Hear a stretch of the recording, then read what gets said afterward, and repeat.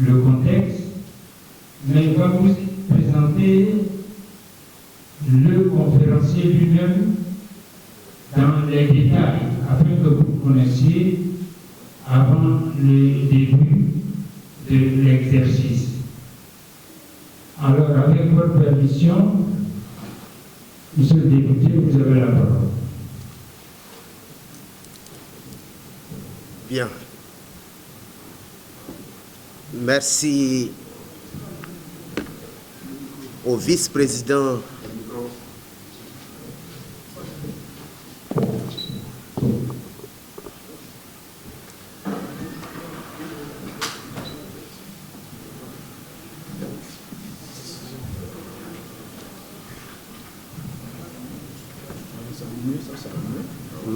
C'est bon. C'est bon? Oui. C'est bon.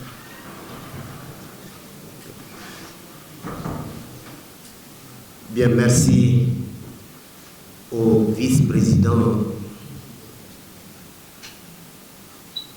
de la communication, cher grand frère que j'ai l'habitude d'appeler Koro Bamba Franck. C'est un homme de la galaxie de la presse en Côte d'Ivoire et il est bien connu. Et c'est une chance pour nous de l'avoir au Front populaire ivoirien. Merci à tous les organisateurs de la dite conférence. Monsieur le Président du Front populaire ivoirien, Son Excellence Pascal Affi-N'Guessan, ex-premier ministre de Côte d'Ivoire, Monsieur le secrétaire général du Front populaire ivoirien, le vice-président Barthélemy Nyeba, Mesdames et Messieurs les membres du secrétariat général, Mesdames et Messieurs les invités, Mesdames et Messieurs les journalistes, je suis heureux d'être avec vous ce matin pour cette conférence de présentation des anomalies liées à la liste électorale 2025. Aujourd'hui, le Front populaire ivoirien va aborder la question de la fiabilité de la liste électorale en Côte d'Ivoire. La liste électorale est la matière première la plus importante des élections en Côte d'Ivoire. Donc, vous comprenez l'importance de la conférence. La réussite des élections dépend en grande partie de la fiabilité et la crédibilité de la liste électorale. Depuis le 19 octobre 2024, la Côte d'Ivoire est engagée dans un important processus d'établissement de la liste électorale pour les élections d'octobre 2025.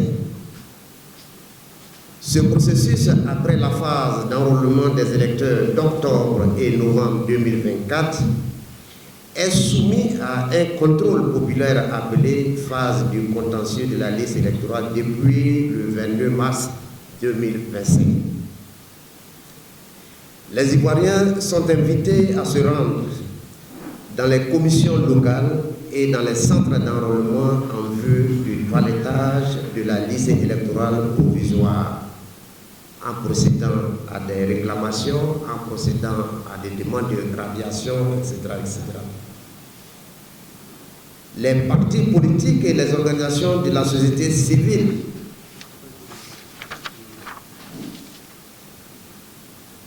ont reçu la liste provisoire depuis le 17 mars 2025.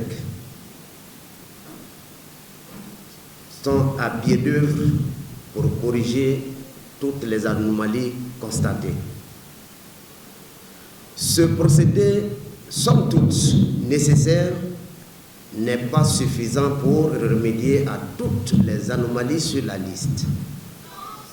Les typologies, les irrégularités, les caractéristiques des inscrits, la cartographie électorale, etc., etc. En effet, le Front populaire ivoirien, dans sa quête de la transparence et de la fiabilité de la liste électorale, a commis un expert indépendant qui a opéré un diagnostic technique qui relève les faiblesses de cette liste électorale. Le FPI, soucieux d'un climat apaisé et dans un esprit de partage, a bien voulu organiser cette conférence de presse qui mettra en exergue les défaillances de la liste électorale et de proposer des solutions. Le conférencier de ce jour est M. Apollos Dante. Il est chargé de présenter les conclusions de son expertise de la liste électorale 2024-2025. Les objectifs de ce travail sont 1. Démontrer la nature et la profondeur des anomalies. 2. Justifier l'audit indépendant réclamé par l'opposition. 3. Informer l'opinion publique de l'état de la liste électorale 2025. Vous comprenez, ce monsieur qui doit faire ce travail est notre expert, et cet expert est un peu produit du Front populaire ivoirien, mais pour la circonstance qui nous vient de la Grande-Bretagne. C'est un cadre qui est plein dans la tête. Oui, c'est un intellectuel, c'est une intelligentsia et qui veut mettre ce travail à notre disposition. Je vais le présenter sous l'aspect politique et sous l'aspect technique. L'aspect politique, brièvement. Monsieur Apollos Dante est vice-président du Front populaire ivoirien chargé de l'économie internationale, de la mondialisation et des politiques d'intégration. Ça, c'est sa responsabilité dans le parti. Les niveaux d'études et les diplômes acquis. Il a un bachelor en actuariat, un master en prévision financière et économique, un certificat post-universitaire de spécialisation en Financial Risk Management. J'espère que mon anglais est clair.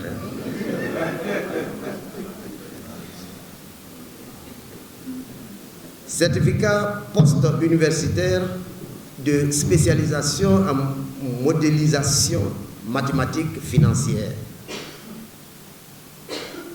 Fellowship of Institute of Actuaries, diplôme d'expertise en actuariat délivré par l'Institut britannique des actuaires. Formation en intelligence artificielle de l'Université d'Oxford.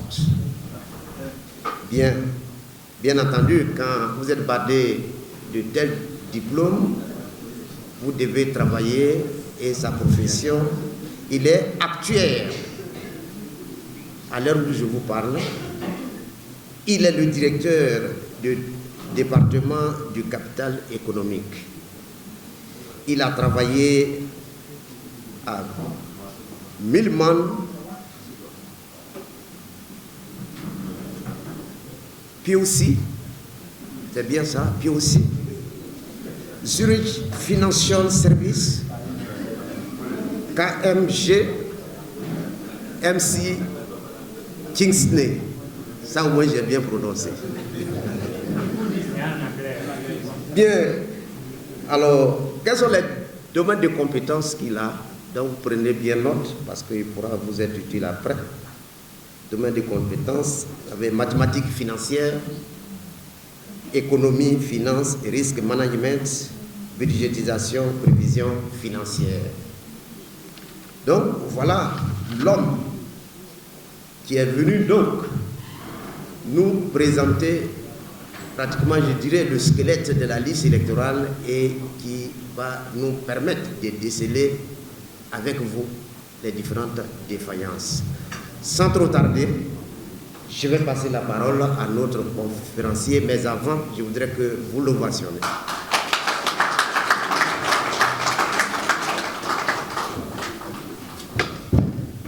Merci, Dupé. Bienvenue. Voilà.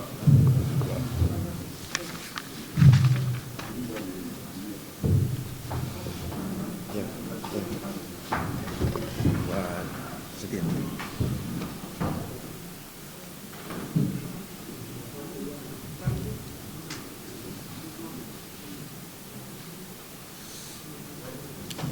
Voilà.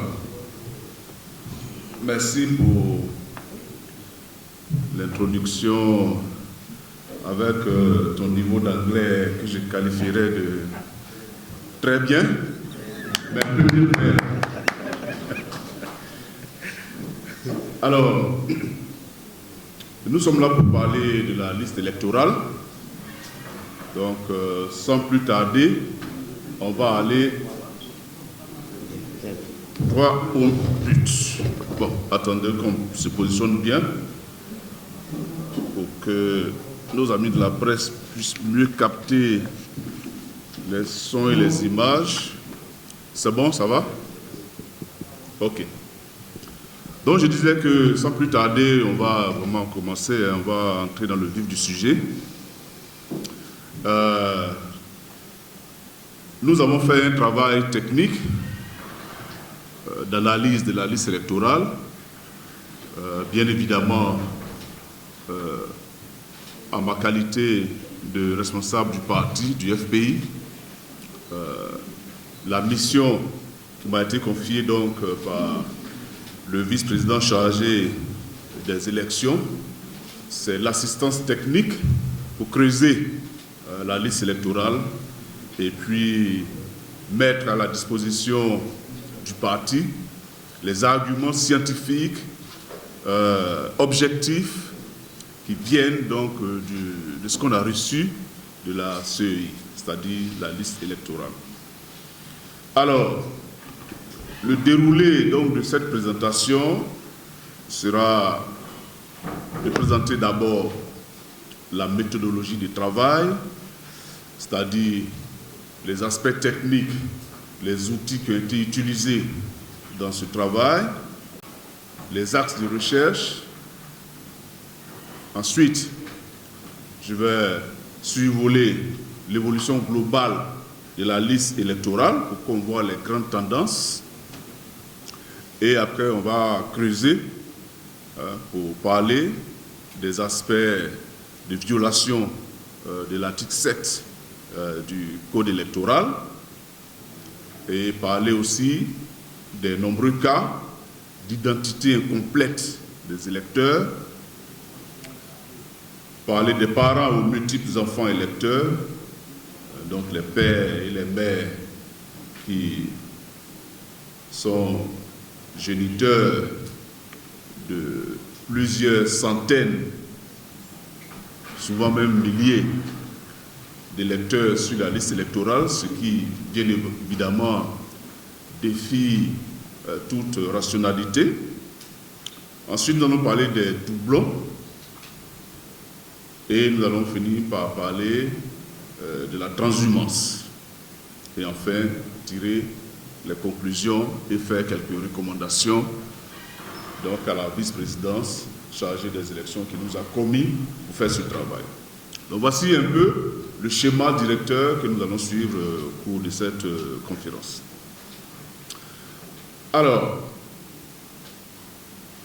la question centrale qui nous a guidés dans ce travail, c'est de savoir si la liste électorale est suffisamment crédible. Voilà, c'est ça la question, l'objectif donc de l'analyse, du travail que nous avons fait. Parce que toute analyse doit avoir un objectif. On ne fait pas une analyse au hasard.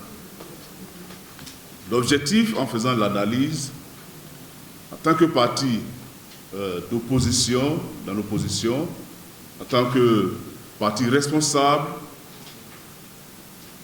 si nous avons des griefs à porter contre la liste électorale, il faudrait que cela soit fait de façon objective, transparente, parce que nous aussi nous voulons la transparence de cette liste électorale, donc nous-mêmes, dans notre démarche, nous devons être transparents.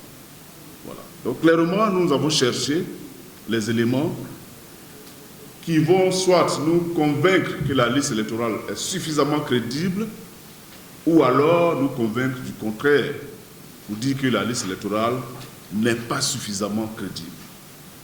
Alors, déjà, je ne vais pas faire languir votre appétit. La conclusion finale, c'est que cette liste électorale n'est pas crédible. Mais on va y arriver.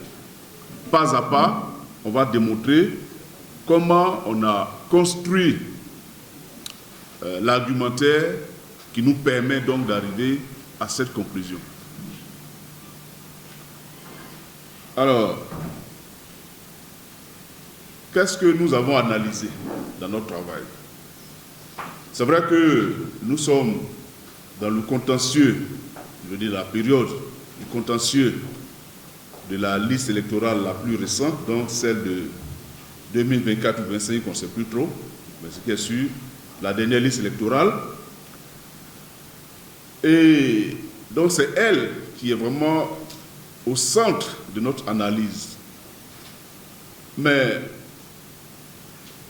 en tant que statisticien, on sait que quand tu fais l'analyse des données, si tu t'arrêtes seulement à un point T ou bien à un moment M, c'est vrai, tu peux analyser les données que tu as, tu vas trouver des choses, mais c'est encore plus intéressant d'avoir tout l'historique.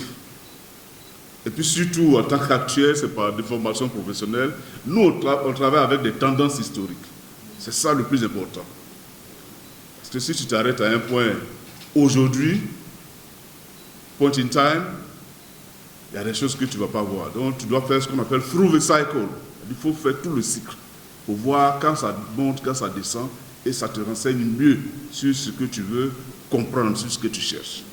Et donc c'est cette approche qu'on a suivie. Et on a reçu beaucoup de listes électorales avant la part de la CEI.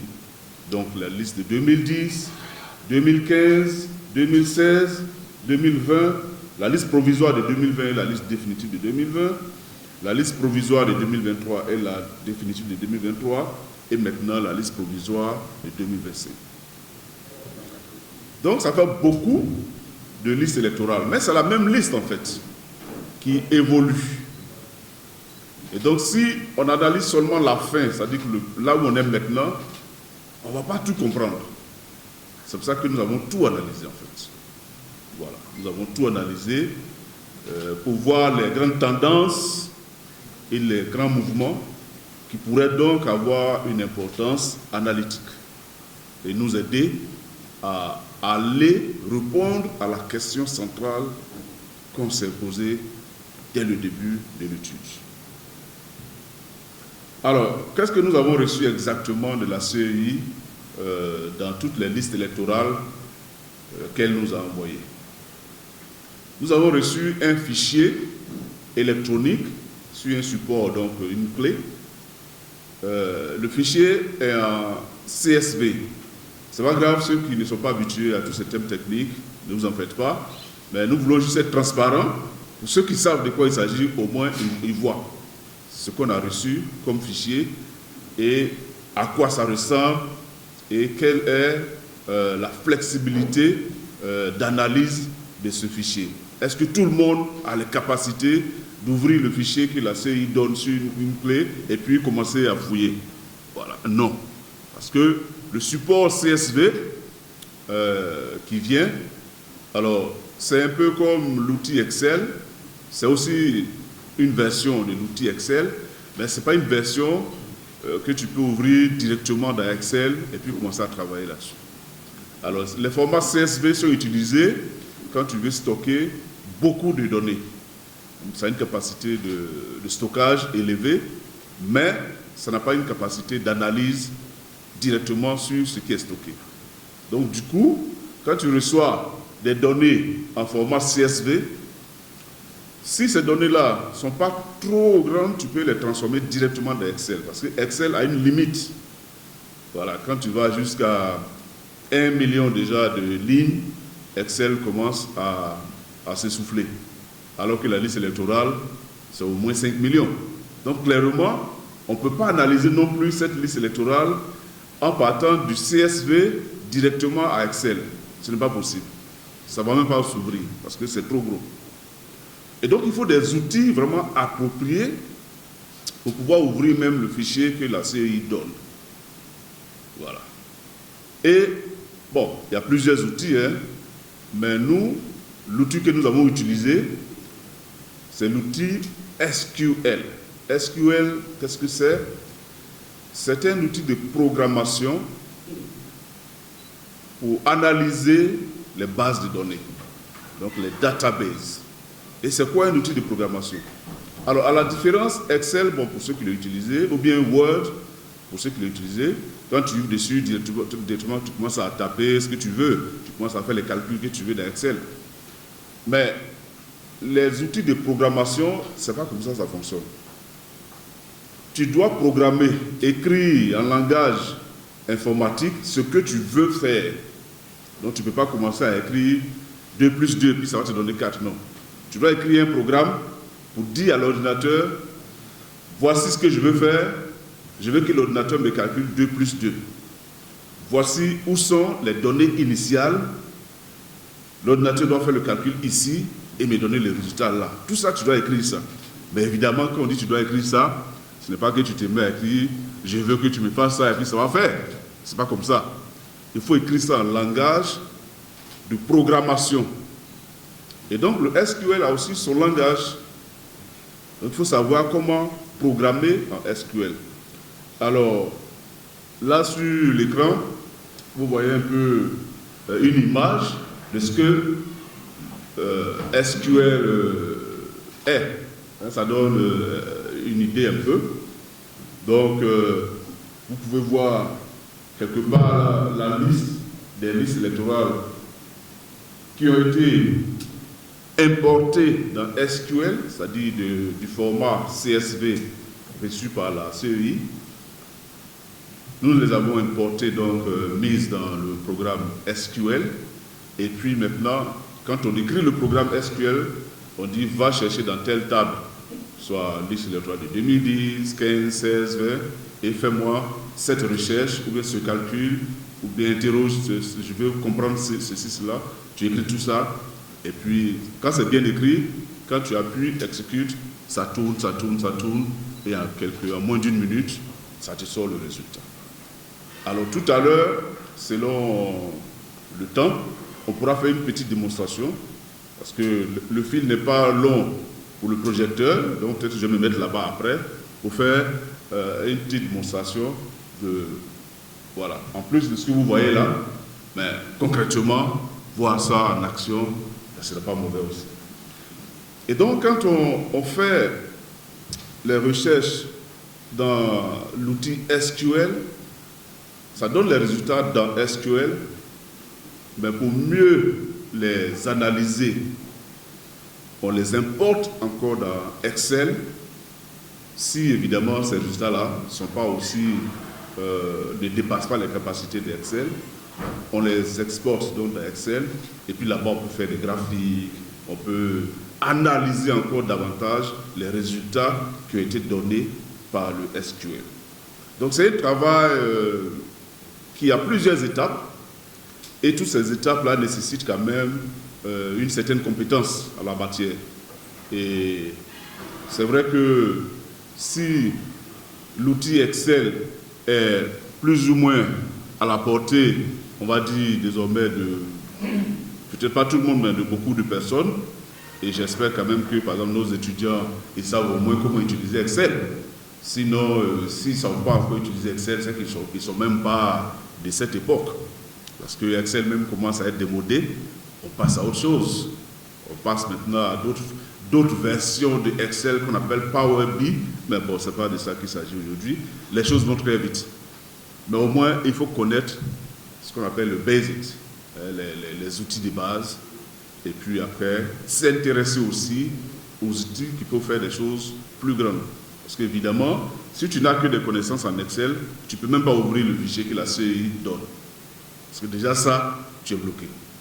Et à plus forte raison, l'analyser davantage, etc. Parce que c'est quand même 8 millions de lignes avec plusieurs colonnes, donc ça fait beaucoup de données.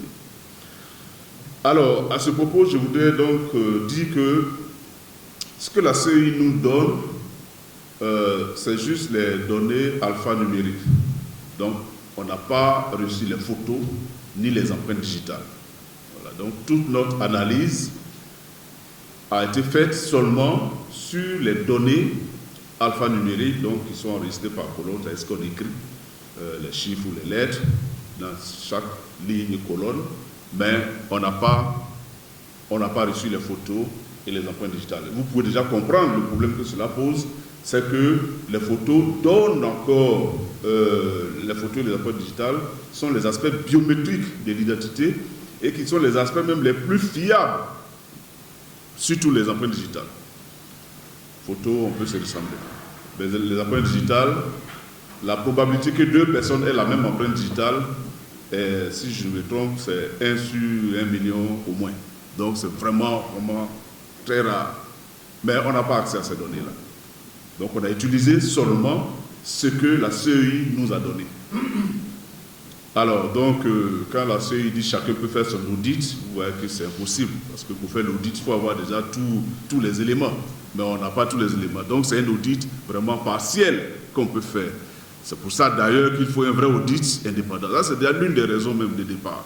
Puisque tout le monde n'a pas accès à la matière, comment on peut demander donc à chacun de faire un audit? Parce qu'on entend souvent, oui, quand on affiche la liste électorale, chaque citoyen peut aller faire un audit. Non, il ne faut pas utiliser les termes à l'emporte-pièce. Ce n'est pas un audit que chaque citoyen peut faire. D'abord, ce que nous recevons comme parti politique, les informations que nous recevons sur la clé remise par la CEI, le citoyen qui va juste vérifier dans un bureau n'a même pas toutes ces informations. Lui, il voit juste une petite partie. Et nous, on voit plus. Mais ce que nous, on voit même n'est même pas encore complet. Donc, évidemment, ni le citoyen qui va juste vérifier si son nom est sur la liste ou pas ne peut faire un audit. Nous-mêmes, nous pouvons faire un audit, mais toujours partiel. Il n'y a que la CEI qui détient vraiment toutes les informations, qui peut elle-même faire un audit, mais ça ne sert à rien de t'auditer toi-même. Donc, si on veut vraiment faire un audit, l'audit doit être indépendant, commettre quelqu'un assermenté qui va réellement faire l'audit. C'est-à-dire que cette personne aura donc accès à toutes les informations nécessaires pour faire un audit. Voilà, ça c'est soit dit en passant. On continue. Alors, quels sont les axes de recherche que nous avons suivis dans cette analyse? Dans un premier temps, nous avons analysé l'évolution d'ensemble de la liste électorale de façon globale, donc au total, mais aussi dans le détail. Nous l'avons fait par département, par commune, par lieu de vote. On a vraiment disséqué la liste électorale. On a tout. En tout cas, ce qui nous a été remis, on a analysé à divers niveaux. Ce n'est pas tout qui est dans cette présentation, parce que dans tous les cas, au niveau du parti, nous travaillons aussi sur les stratégies électorales du parti. Donc cette liste électorale-là nous est utile aussi dans ce travail-là, pour voir quelles sont les différences, sous quels différents angles l'analyser. Donc ça, c'est un travail interne au parti. Ce n'est pas tout qui est présenté ici. Ce qu'on vous présente ici, c'est ce qui pose problème et que nous voulons, disons, voir être amélioré par l'exigence ou la demande ou la revendication qui est de faire un audit indépendant. D'accord, on continue. Donc nous avons analysé la liste électorale au total comme par département. Et ensuite, nous avons identifié des anomalies pour mieux comprendre d'abord d'où viennent ces anomalies, quelles sont leurs natures, etc. Alors, Pour le faire, nous avons ciblé d'abord les aspects qui ont été tous présents comme cela devait l'être. Notamment l'article 7 du Code électoral qui donne les conditions ou bien les informations requises pour être sur la liste électorale. Nous avons vérifié si cet article 7 a été suivi, c'est-à-dire si chaque électeur a été régulièrement inscrit sur la liste électorale conformément au code électoral. Parce que la liste électorale, c'est un document qui est encadré par la loi. On ne s'inscrit pas sur la liste électorale n'importe comment. Il y a une procédure, il y a des exigences. Est-ce que ces procédures ont été suivies? Est-ce que ces exigences légales ont été respectées? Alors, jusqu'à présent, vous comprenez que c'est un travail objectif qui regarde donc ce que la loi demande, qui regarde ce que la CEI nous a donné, et puis qui fait le mapping, qui compare. Aussi simple que ça, déjà pour commencer. Donc, il n'y a aucune opinion qui entre en jeu là, à ce niveau. On regarde les faits, c'est factuel. La liste électorale nous a été remise, on regarde si elle est conforme à la loi. Tout à l'heure, on va aller en profondeur.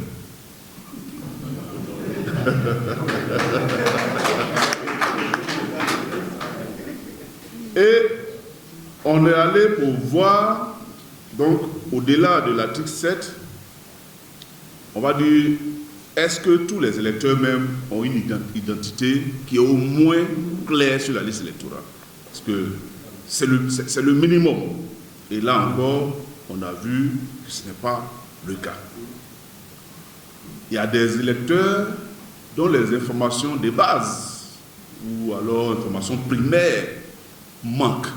Qu'est-ce que nous appelons information primaire ou bien information de base?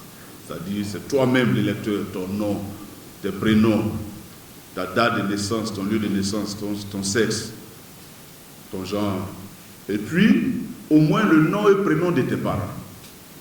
Voilà, ça, on se dit que toute personne, de façon raisonnable, devait connaître ces informations-là. Tu peux forcément ne pas connaître la date de naissance de tes parents. Donc, on n'a pas mis ça dans ce qu'on appelait les critères d'information primaire ou information de base. Mais si tu ne connais pas la date de naissance, ou même les lieux de naissance de tes parents, tu dois connaître au moins leur nom. Tu n'es pas descendu du ciel. Voilà, donc, oui, on se dit que ces informations primaires, ces informations de base, qui sont aussi dans ce que le code électoral demande, comme au-delà de ces informations de base, le code électoral demande aussi d'autres informations, on a essayé de se limiter même à ce minimum raisonnable. Et même là encore, ce n'est pas tous les électeurs sur la liste électorale qui ont décliné cette identité de base. Donc ça, c'est toujours une violation de l'article 7 du Code électoral, mais une violation grave, parce que là même, on ne sait même pas qui tu es. On ne sait pas qui tu es. Toi-même, tu ne sais pas qui tu es. Et puis tu votes. Et après, nous avons vérifié la question des parents aux multiples enfants sur la liste électorale, et puis la question des doublons, et ensuite la question donc de la transhumance, comme je l'ai dit tout à l'heure. Alors, on va donc rentrer dans les détails. L'évolution de la liste électorale de 2010 à 2024. Bon, les graphiques sont là. Oui, dans cette période, il y a eu beaucoup de personnes qui ont appelé au boycott de la liste électorale et donc avoir une progression qui soit la plus faible des différentes branches, cela nous semble raisonnable.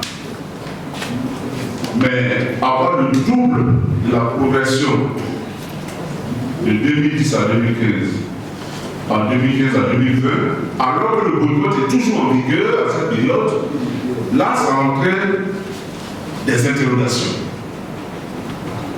Et ça dit que ceux qui n'ont pas boycotté la liste ont vraiment travaillé, ont vraiment envahi la liste. Évidemment, oui, c'est ce que ça dit. Bon, mais en le faisant, est-ce que tout se fait vraiment dans les normes ou alors avec cette participation massive sur la liste électorale, il a pu y avoir des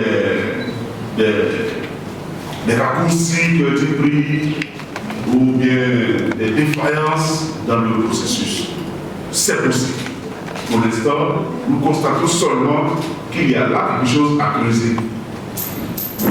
On avance. Alors, on va maintenant à l'article 16 du Code électoral. Que dit cet article? Je le lis. La liste électorale contient les éléments d'identification des électeurs, à savoir le numéro d'ordre, le numéro d'enregistrement unique, nom et prénom, date et lieu de naissance, le sexe, la profession, le domicile, nom et prénom du père, date et lieu de naissance du père, nom et prénom de la mère, date et lieu de naissance de la mère, la photo d'identité et les empreintes digitales de tous les droits en code barre. Voilà. Ça, c'est la loi qui exige cela. C'est ce que la loi dit. L'article 16 du Code électoral est très clair. Et son intention, c'est d'identifier l'électeur. Et on voit bien qu'en demandant toutes ces informations, l'esprit donc du législateur, c'est de faire en sorte qu'il y ait plusieurs niveaux de sécurité dans l'identification, de telle sorte qu'il n'y ait pas de doute possible, en tout cas, sinon, une très très faible probabilité qu'il y ait un doute sur l'identité de chaque électeur. Et c'est fait pour la transparence, pour la crédibilité de l'élection. Donc c'est ça l'intention de l'article 16. Mais qu'est-ce que nous constatons? Est-ce que cette liste électorale-là, tous les électeurs qui sont dessus rentrent dans le cadre de cet article 7 dont l'intention est d'identifier clairement chaque électeur? Non. Alors le graphique qui est là vous montre de façon cumulative, c'est-à-dire que chaque année, ce qui vient s'ajouter sur l'autre. En orange, c'est le total donc des électeurs. Et en bleu, ce sont les électeurs qui ne remplissent pas les critères de l'article 7. Alors, quand on dit qu'ils ne remplissent pas les critères de l'article 7, notre méthode de recherche est la suivante. On a écrit le programme SQL pour interroger chaque liste électorale et nous sortir les électeurs qui ont au moins un élément qui manque dans ce que l'article 7 demande. Au moins un. Et donc, dès qu'il y a un élément qui manque, on te prend en compte. Mais évidemment, sur les réseaux, je ne sais pas combien d'éléments, tandis que d'autres ont un seul élément qui manque, d'autres même ont 6, 7, 8, 9, 10 éléments qui manquent. Tout ça, ils sont comptés et c'est l'évolution qu'on voit en bleu. Et comme vous pouvez le constater, ça monte dangereusement. Et surtout, sur la liste de 2024, nous sommes à 70%. C'est-à-dire qu'il y a 70% des électeurs sur la liste électorale de 2024 qui ne sont pas en conformité avec l'article 7. C'est scandaleux. Avant ça, en 2023, et c'était 34%. Et donc, depuis, ça monte. De 18% en 2015, c'est passé à 21% en 2016, 30% en 2020, 34% en 2023 et maintenant à 70%. C'est alarmant.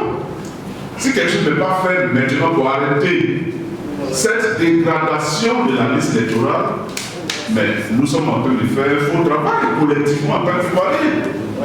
C'est-à-dire qu'on a une liste électorale qui n'est pas du tout fiable, qui n'est même pas, qui ne respecte pas le minimum légal, mais on continue avec. Pourquoi? À un moment donné, il faut arrêter, il faut nettoyer. Le pays ne peut pas se développer pendant qu'il se développe, sa liste électorale se dégrade. Ça n'a pas de sens. On comprend qu'il peut y avoir eu des problèmes, évidemment, l'état civil, tout ça, mais la tendance aujourd'hui, c'est aller à l'amélioration. Donc si on va dans cette logique de l'amélioration de notre administration, de notre état civil, etc., cela doit se ressentir aussi sur la liste électorale. Mais c'est le contraire qu'on est en train de voir. Plus on avance, plus le problème devient grave. Donc, le pays tire la sonnette d'alarme, on dit stop, la liste là n'est pas bonne. Il y a quelque chose qui a été raté, et puis on continue de rater, et puis on est en train de faire du bricolage pour faire comme si ça va, ça ne va pas. Parce que, figurez-vous, sur 8 millions d'électeurs que nous avons sur cette liste provisoire, il y a 6 millions qui sont en porte-à-faux avec ce que la loi demande. 6 millions sur 8 millions. Voilà. Et en 2023, c'était 2 millions, bon, presque 3 millions sur 8 millions. Bon, bref, donc vous comprenez déjà qu'à ce niveau, il y a beaucoup de problèmes. Parce que ça, pour le moment, ce n'est pas une question d'opinion. Ce n'est pas une question de ce que je pense ou ce que je ne pense pas. L'ordinateur, le programme a dit, votre liste électorale là, voilà, ça ne va pas, voilà, mais. Et tous ces éléments, nous allons les remettre à la CIJ pour les ISP, parce qu'on les a.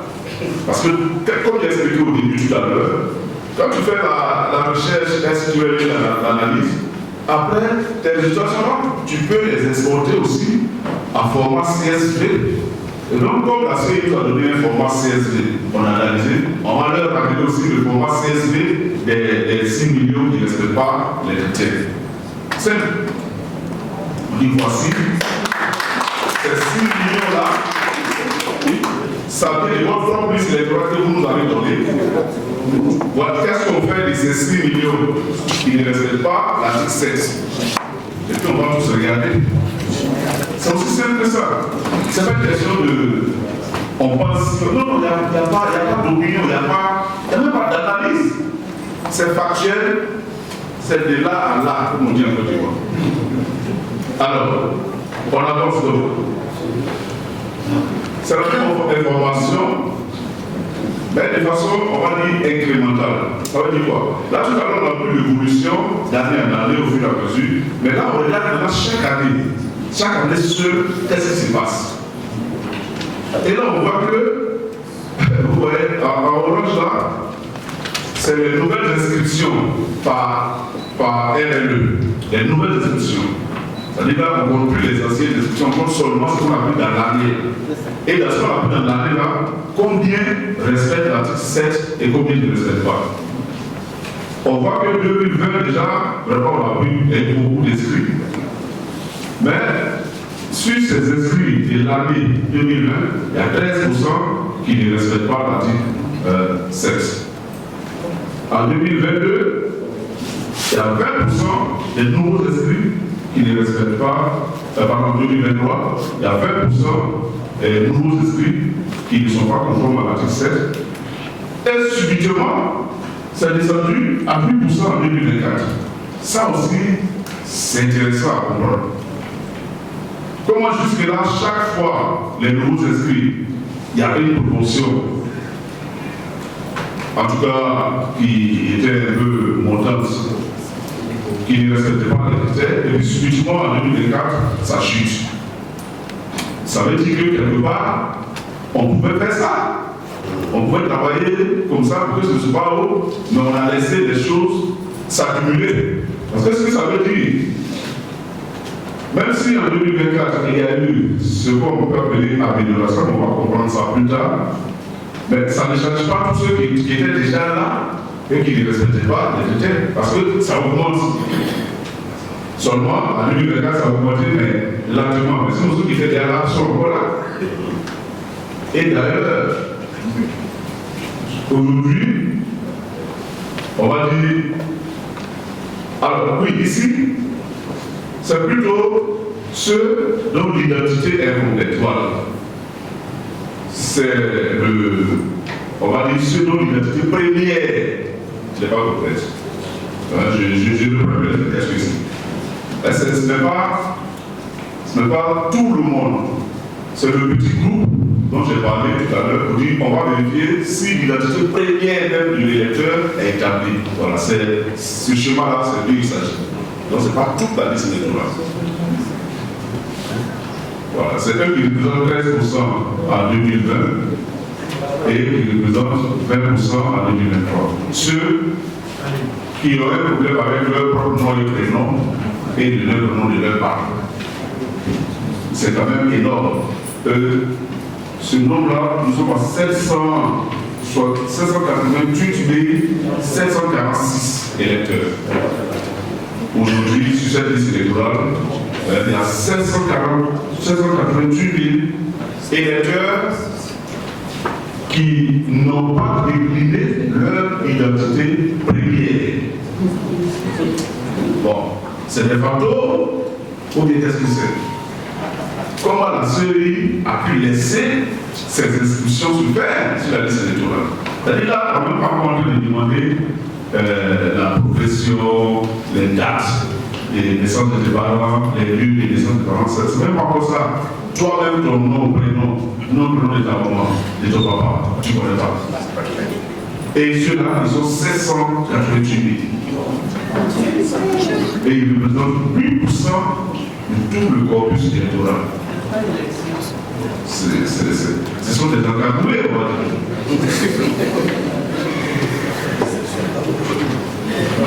Alors, donc, ce groupe-là, c'est la même information qui est ici sur le graphique suivant. Voilà, de façon cumulative. Donc, on voit encore effectivement que ça fait un saut en 2020. Donc, c'est en 2020 vraiment que ceux-là sont devenus très nombreux sur la liste.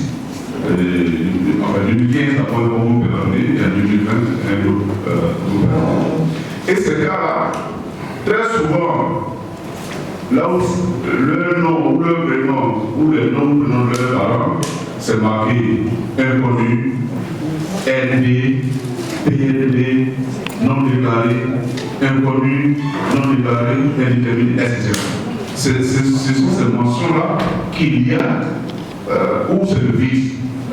Donc soit rien n'est mis, ou alors on met des mentions comme ça, pour dire qu'on ne connaît pas. La personne n'a pas déclaré, personne non déclaré, et on appelle ça même PND. Bon, tout ça, qu'est-ce que c'est?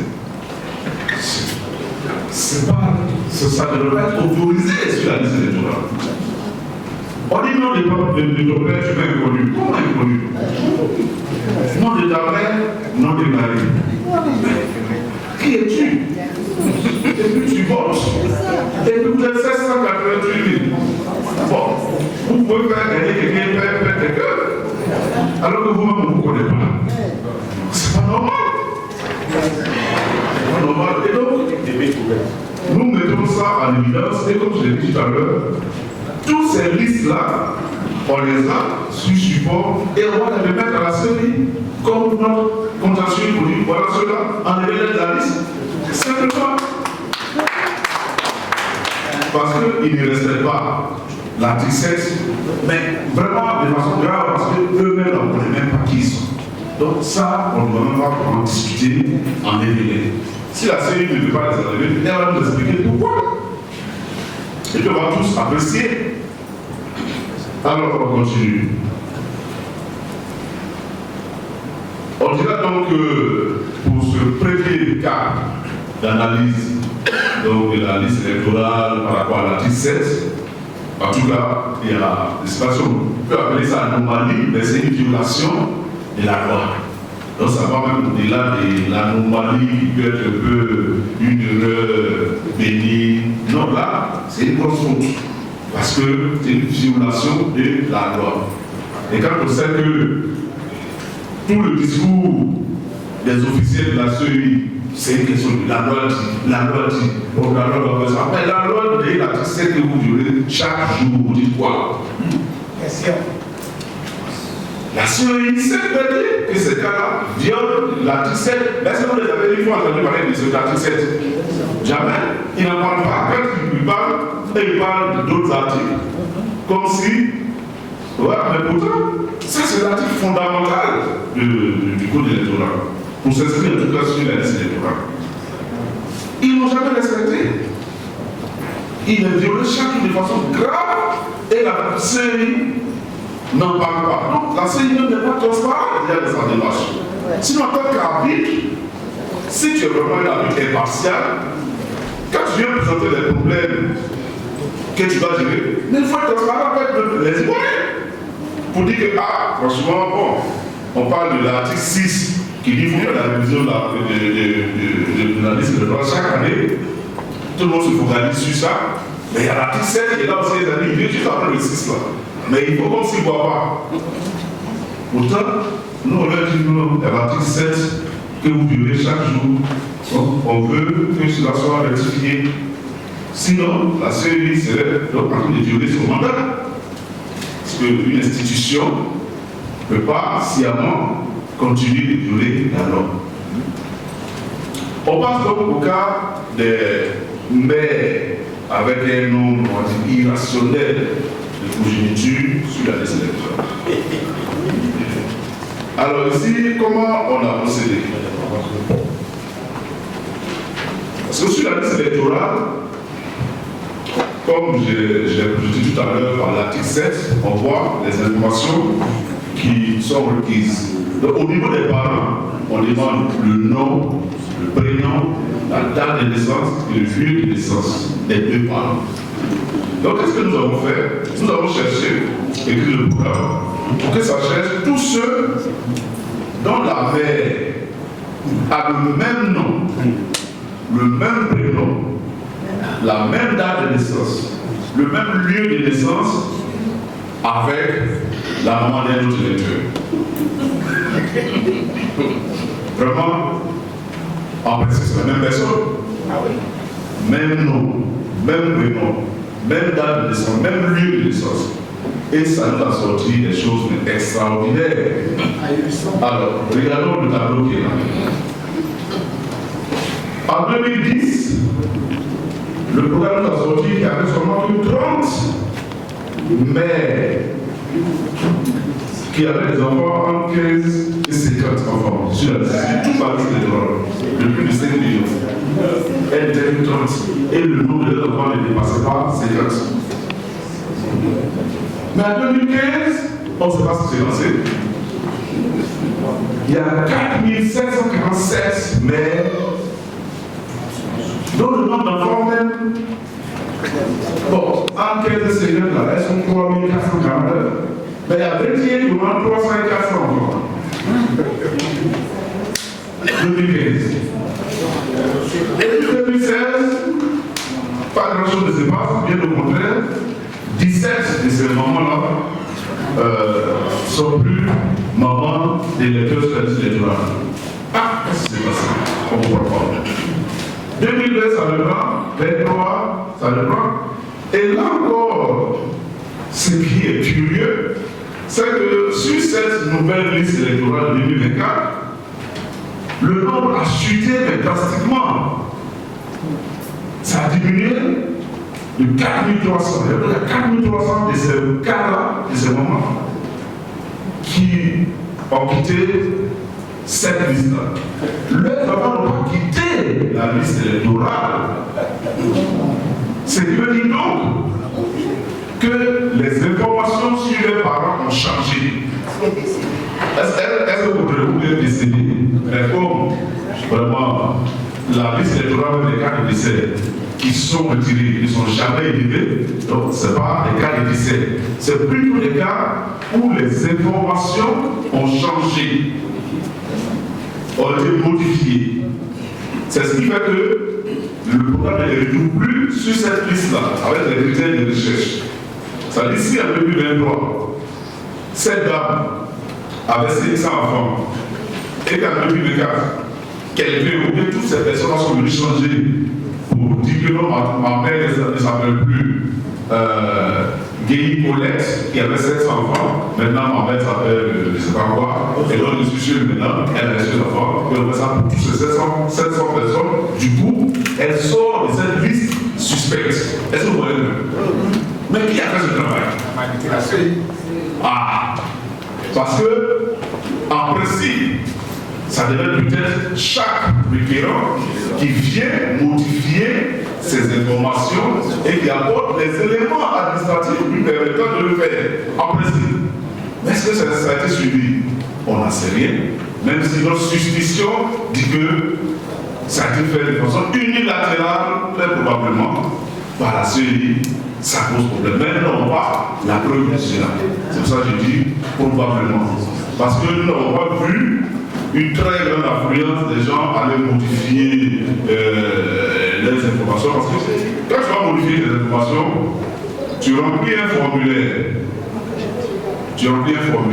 Et donc, sur la liste électorale, il doit marquer éventuellement qu'il y a un formulaire qui est rempli en 2024 pour changer tes informations. Mais tous ces cas-là n'ont pas de formulaire rempli. Ça veut dire que ça a été changé d'une façon vraiment qu'on ne comprend pas. Et donc ça fait partie des éléments qu'il faut qu'on demande un audit. Qu'est-ce qui s'est passé pour que les gens changent leurs informations comme ça? Et alors on va voir combien d'électeurs sont partis par ça. En 2023, tous ces moments-là, leurs enfants, le total des électeurs que ça nous a fait, c'était 369 617 électeurs. Et en 2024, ça tombe à 143 608. Voilà. Qu'est-ce qui s'est passé? D'abord, leur présence de 2015 jusqu'à 2020.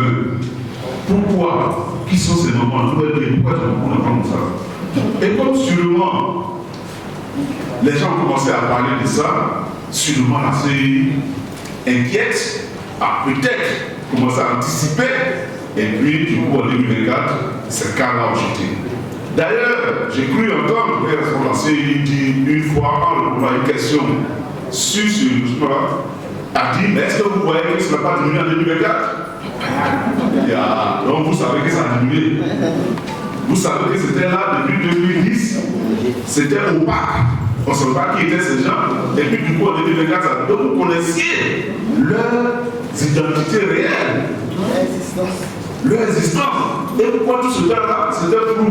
Parce que n'importe qui pouvait donc se passer pour ces personnes. Si on ne connaît pas leur moment, leur temps. Et nous, on n'a pas accès aux photos, comme je l'ai dit tout à l'heure, pour vérifier aussi certaines choses. Donc notre travail est limité. Mais la CEI savait qui étaient ces personnes, puisqu'elle a commencé à changer. Et d'ailleurs, cet échange-là, c'est sur la base de quoi on ne sait pas. Bon, je le dis, même pour moi un peu plus objectif, parce qu'il n'a pas officiellement expliqué ça comme ça. C'est moi, on analyse, par le pouvoir des discours de certains responsables de la CEI, et en regardant aussi le listing électoral, pour voir comment les changements ont été faits. Il n'y a pas eu de formulaire clairement. Et je ne pense pas que ce soit des gens eux-mêmes qui soient allés pour changer leurs informations. Et ça pose donc un problème. Une liste électorale où on peut changer les informations comme ça, qu'on peut manipuler à tout bout de champ, elle n'est plus une liste fiable. Parce que vous voyez, quand la liste est manipulée, il y a l'intention première et puis après, ça peut partir dans une préparation contrôlée. Où il y a des gens qui n'ont pas demandé à changer leurs informations et puis leurs informations ont changé. Il y a des cas que vous avez dû voir un peu. En tout cas, au FPI, et le cas qui va faire vraiment le plus risque, le vice-président Rio, qui est enregistré au Danemark, qui a toujours voté au Danemark, subitement, en 2024, il retrouve son nom sur une liste électorale au plateau. Il n'a pas demandé à changer. Mais qui a changé ça? Donc voilà un peu ce genre de problème qui surviennent quand on manipule un peu trop la liste électorale. Alors donc, on va avancer un peu plus rapidement pour vous donner le temps de poser la question. Et c'est vrai, nous avons aussi regardé la répartition géographique, d'où elle vient, où elles sont nées.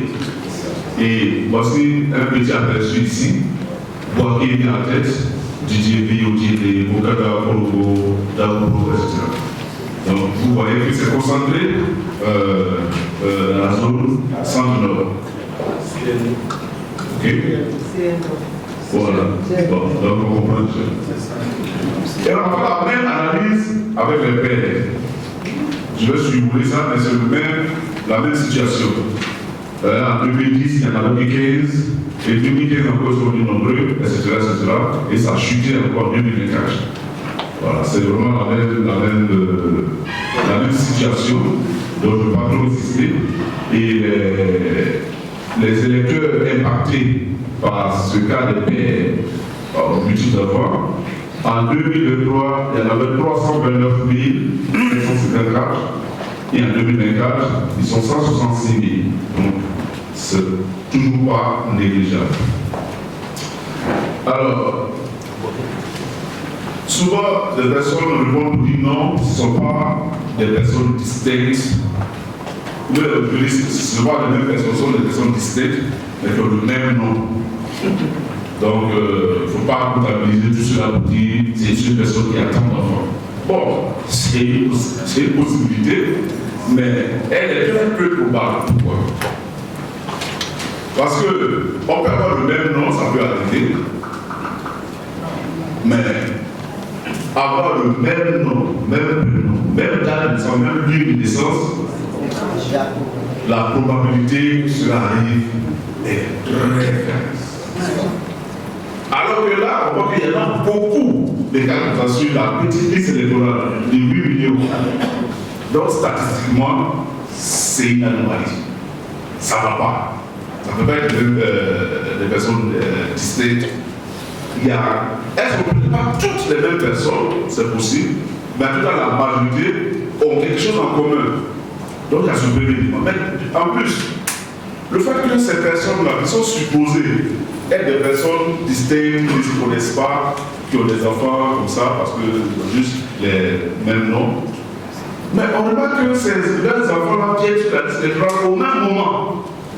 Il y a des années où ils viennent, et puis il y a des années où ils ne viennent pas. Comment des gens qui ne se connaissent pas se donnent rendez-vous pour venir sur les listes électorales à des moments précis? Vous voyez que c'est encore pas rationnel. Donc la seule explication rationnelle que nous voyons pour l'instant, c'est que même si ce n'est pas forcément les mêmes personnes, mais c'est qu'il y a une main qui organise tout ça. Voilà. Un système, des individus, ça peut être, je ne sais pas, il ne faudrait pas que la CEI se sente forcément indexée. La CEI même peut ne pas savoir à qui il fait. Ça peut être des gens en dehors de la CEI, mais qui ont compris qu'il y a une faille à exploiter pour prendre contrôle de la liste électorale d'un pays. Aussi simple que ça. Parce que c'est vulnérable. N'importe qui peut venir des documents, lui encore le bonheur pour fabriquer des documents. Si on fabrique des passeports, qui sont les documents qui sont supposés très fiables, si on falsifie ça à une échelle industrielle, c'est pas un certificat de nationalité ou une carte d'identité qu'on ne peut pas falsifier. Et avec ça, on vient s'inscrire sur la liste électorale, il n'y a pas de contrôle, puisque la CEI même dit qu'elle ne contrôle pas les pièces que les gens ont. Donc c'est vraiment une liste mais qui est totalement vulnérable. Et aujourd'hui, avec les enjeux géopolitiques mondiaux, mais tous les pays protègent la liste électorale. Même quand les gens même viennent tout simplement parler dans le processus électoral d'un pays, sur TikTok, sur Facebook, les pays se plaignent. Parce que bien, vous faites une ingérence dans notre processus électoral. Mais nous, notre liste même là, ça est là comme ça. Les inscriptions massives sur la liste électorale. Alors, c'est pareil pour les pères aussi. Voici les villes et les départements répartis, c'est les mêmes. Que ce soit pour les pères et les pères, c'est les mêmes départements. Et donc là encore, c'est un élément qui prouve que c'est organisé. Parce que même si les pères ont le même nom que ça se passe par hasard, les pères aussi ont le même nom, ils font exactement les mêmes choses que les pères. Bon, c'est vraiment trop synchronisé pour être aléatoire. Pour nous les statisticiens, quand on voit ces choses-là, qu'une forte corrélation, corrélation, ça veut dire qui bougent ensemble, c'est-à-dire qu'un bouge, l'autre bouge. On ne peut pas nous dire qu'ils sont indépendants. Et ça viole même le principe même fondamental de la probabilité. Parce que quand des variables sont indépendantes, elles ont une corrélation qui est zéro. C'est-à-dire que ce que toi tu fais, ça ne dépend pas de ce que moi je fais pour moi. Alors on est indépendant. Mais si quand je sors là, tu sors, je m'assois, tu t'assois, je me lève, tu te lèves, je mange, tu manges, statistiquement, on dirait qu'on est liés. On a une corrélation. Maintenant, on peut creuser pour voir qu'est-ce qui nous lie. En tout cas, on analyse d'autres données, clairement, les experts va dire qu'ils ont quelque chose en commun. C'est ça. Donc, on ne peut pas nous dire que c'est des personnes indépendantes. Parce que statistiquement, on voit qu'il y a une forte corrélation. Tout se fait ensemble de façon synchronisée. Donc, on ne peut pas accepter l'argument qui dit que ce sont des personnes différentes qui ont juste le même nom. Ça ne tient pas. Statistiquement, ça ne tient pas dans la logique, tout simplement. Alors, on va passer donc au doublon, cas de doublon. Parce qu'il y en a sur cette liste électorale. Il y a des choses qui sont assez surprenantes. Nous avons cherché les doublons de deux manières. Il y a ce qu'on appelle les doublons masqués et puis les doublons parfaits. Alors, les doublons masqués, qu'est-ce que c'est? C'est là où l'électeur, les deux électeurs, ont exactement les mêmes informations, mais il y a une information périphérique qui change. C'est-à-dire, par exemple, la date de naissance du père. Parce que, comme on l'a dit initialement, selon nous, bon, on peut placer ça dans le cadre d'information. Elle est importante, mais on ne peut pas connaître. Et ces deux cas ont deux cas d'électeurs différents. Or, pour nous, c'est la même personne. Parce que quand on a vérifié effectivement, toutes les informations sont les mêmes, sauf date de naissance du père. Donc là, on change juste ça, et comme ce n'est pas vérifié par la série, bon, voilà, tu peux avoir 2 ou 3 cas d'électeurs comme ça, aussi simple. Parce que quand tu vas aujourd'hui à une RME, vous faites une modification, vous dites que bon, non, je vais peut-être trompé sur la date de naissance de mon père, mais en fait, voilà ça, mais je passe à carte d'identité. Je sais qu'il y a des bureaux de vote pour moi dans l'essai. Et puis voilà, tu as une autre année de faire aussi simple. Bon, ces cas-là ne sont pas quand même les plus nombreux. Donc on peut dire que ce n'est pas forcément des cas frauduleux. Ça peut être juste que la personne s'est enlevée 2 fois et puis les 2 fois n'a pas donné les mêmes informations sur la date de naissance de son père. Ça peut arriver. Donc ça, ce n'est pas les plus graves. Mais il y en a quand même 7000 en 2024. Ça ne peut pas bouger une élection. C'est pas beaucoup. Mais c'est pas plus long. Alors, les cas les plus graves pour l'instant, c'est ce qu'on appelle les doublons parfaits. Et les doublons parfaits, c'est-à-dire que là, toutes les informations sont les mêmes. Et puis c'est répété une fois, c'est-à-dire qu'on donne 2, 3, 4, 5 et même 6. Et ces cas-là, il n'y en avait pas jusqu'en 2023 et en 2024, subitement, il y a 439 000 cas comme ça qui sont apparus sur la nouvelle liste électorale. Et la surprise, c'est que tous ces cas-là sont concentrés seulement dans l'année de Tiassa. Tiassalé, Sikensi, Agobi. Bon, quand on dit Tiassalé, déjà, on comprend que peut-être qu'il y a quelqu'un qui est visé là-bas. Mais allez dire à l'honorable Assalé Timoko qu'à Tiassalé, il y a beaucoup de doublons sur la liste électorale. Donc, il n'a qu'à essayer de voir aussi ce qui se passe là-bas. Et nous finissons donc par la transhumance électorale. Bon, la transhumance électorale, elle n'est pas illégale en principe. C'est quand l'électeur change de lieu de vote d'une élection à l'autre. Mais on se dit que ça ne doit pas être des cas qui arrivent vraiment en grande quantité et fréquemment.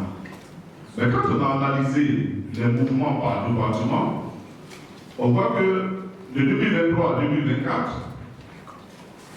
à Sikensi par exemple, les primo-votants, c'est-à-dire ceux qui s'inscrivent la première fois sur la liste électorale, représentaient 18%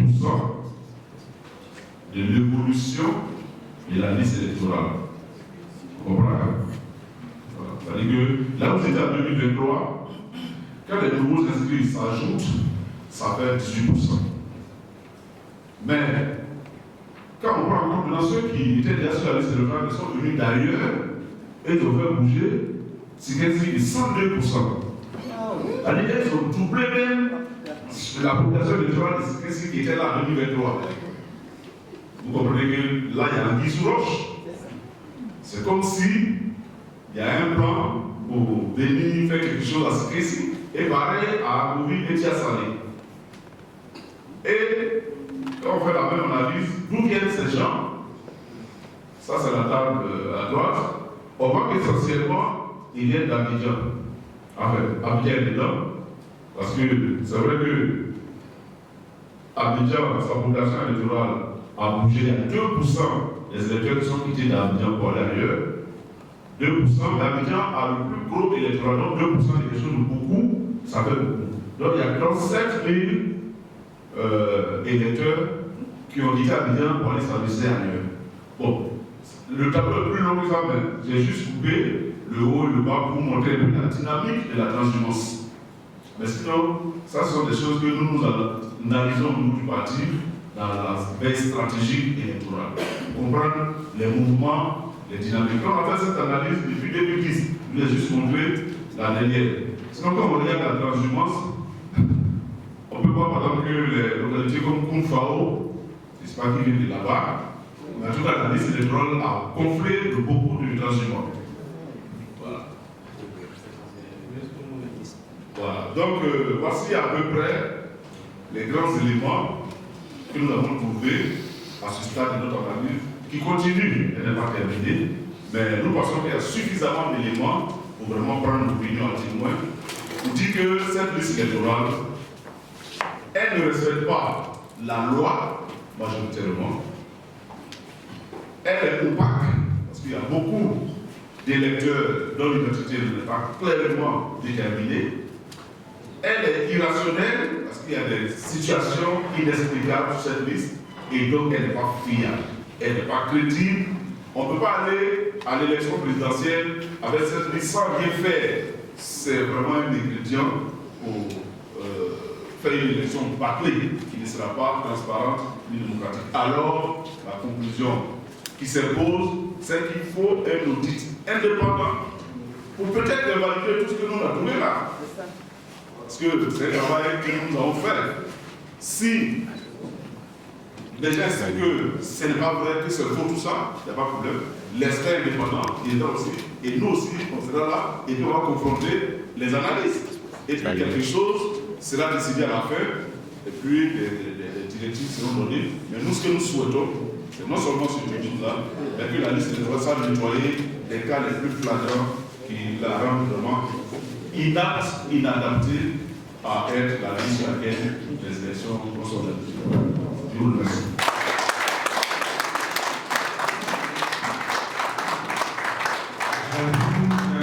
J'avoue que quand on parlait d'experts, pour nous sortir tous ceux qui ne respectent pas l'article 7. Alors, je vais le faire tourner, vous allez voir encore. Le programme est déjà écrit, donc quand j'appuie là, exécute. Vous voyez qu'il est en train de tourner ici. C'est écrit Executing Query. Donc, en langage SQL, on appelle ça une query. C'est-à-dire tu questionnes la base de données, tu fais des recherches sur la base de données selon les critères de ta recherche. Voilà, donc c'est en train de tourner, c'est en train de chercher. C'est une liste électorale de 8 millions. Donc ça va lire chaque rangée et puis voir.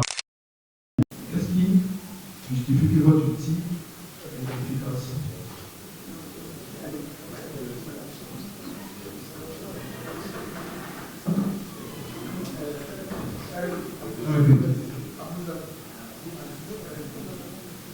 Bonjour messieurs, messieurs, dames, merci beaucoup. Je voudrais que vous puissiez revenir s'il vous plaît sur une donnée par rapport au caténaire avec un nombre national de progéniture, surtout le chiffre de 2024. Je voudrais que vous apportiez des précisions là-dessus, s'il vous plaît. Et puis l'autre chose, c'est de savoir, maintenant que vous avez fait donc ces précisions par rapport à la liste électorale, qu'est-ce qui sera fait à la phase de convention? Vous l'avez dit à commencer depuis samedi dernier. À ce jour, le FPI a fait combien de réclamations peut-être, et sur base de ce que vous avez présenté là, qu'est-ce qui sera fait? Et enfin, si vous me permettez, quelle est la marge d'erreur par rapport à tout ce qui a été présenté là? Quelles peuvent être les conséquences sur le déroulement du scrutin? Je vous remercie.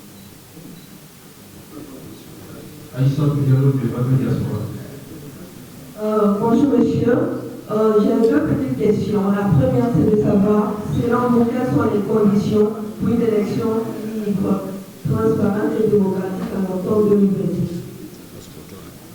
Et la seconde, c'est de savoir quel est votre message au niveau des FPI concernant la paix et la cohésion sociale en période électorale. Merci.